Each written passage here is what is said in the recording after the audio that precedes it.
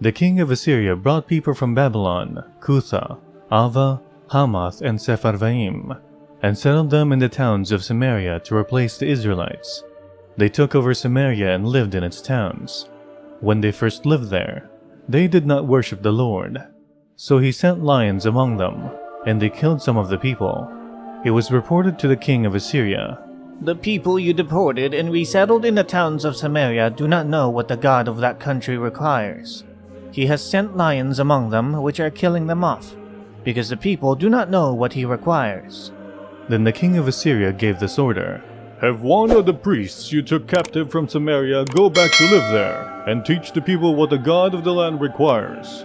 So one of the priests who had been exiled from Samaria came to live in Bethel, and taught them how to worship the Lord.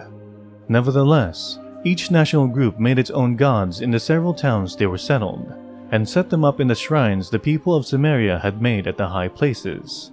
The people from Babylon made Succoth-Benoth, those from Kuthah made Nergal, and those from Hamath made Ashima. The Avites made Nibhaz and Tartak, and the Sepharvites burned their children in the fire, as sacrifices to Adramelech and Anamelech, the gods of Sepharvaim. They worshipped the Lord, but they also appointed all sorts of their own people to officiate for them as priests in the shrines at the high places. They worshipped the Lord, but they also served their own gods in accordance with the customs of the nations from which they had been brought. To this day, they persist in their former practices. They neither worship the Lord nor adhere to the decrees and regulations, the laws and commands that the Lord gave the descendants of Jacob, whom he named Israel. When the Lord made a covenant with the Israelites, he commanded them, "Do not worship any other gods or bow down to them, serve them or sacrifice to them. But the Lord who brought you up out of Egypt, with mighty power and outstretched arm, is the one you must worship.